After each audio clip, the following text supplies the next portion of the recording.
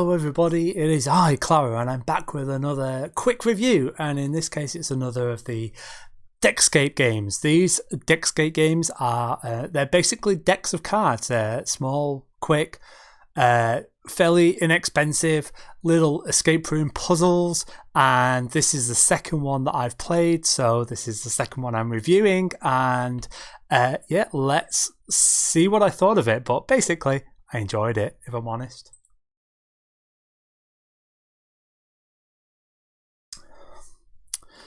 So yes, this is Deckscape, Behind the Curtain. I will say this will be spoiler free, and I'm not going to do a spoilered one because I don't think I need to, but basically when you get this, you've got a box and it's a deck of cards and you play through them. And what I like about these, so with the exit games, you can be stuck on a puzzle and you can try one thing and try another and you know, then maybe you need a help. With these Deckscape ones, what happens is that you try and figure out, and then once you've got a solution, or even if you decided that you can't do it, you can look at the solution and you get a penalty in terms of like, you mark them down, and so that'll affect your final score.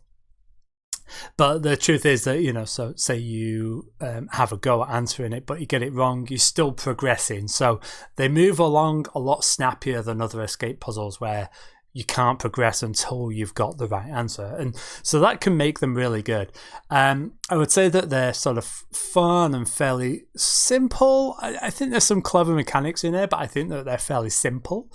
And so that makes it great. In fact, actually, I've started getting these for my niece, who is 10, nearly 11, because I think that these are a really good level, whereas I think the exit ones may be in a year or two. Not quite there yet. So really good fun, but that said, it doesn't feel childish, or you know, like it's treating you you know, in any ways. It's an interesting puzzle, and some of them I got wrong, some of those solutions I got wrong, some of them were really interesting, some it took me a little bit to figure out.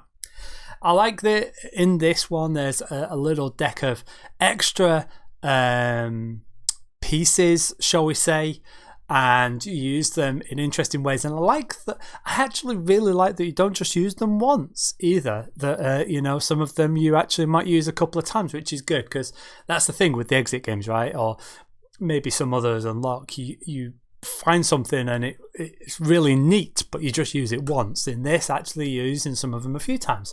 I really liked that. And yeah, the actual puzzles themselves were great. Like I say, some of them I just got wrong, you know, and it does. I think that none of them were particularly hard or difficult, but sometimes I just, you know, made the wrong guess or went about things in the wrong way. And so, yeah, you know, I mean, I didn't just sail through this. I didn't just get them all right.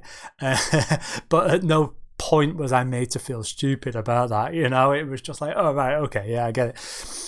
And so these just, they move along at a snap. Like I say, they're such a small box. They're fairly cheap, relatively, and they're just really good little escape games.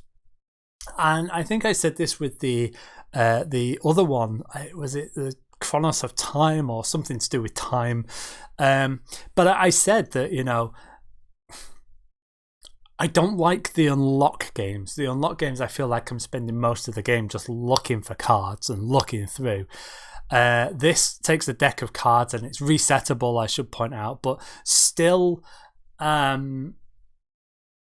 it doesn't feel, like I say, with the unlock, you're constantly searching. With these are logical. You move on and you move on and you move on.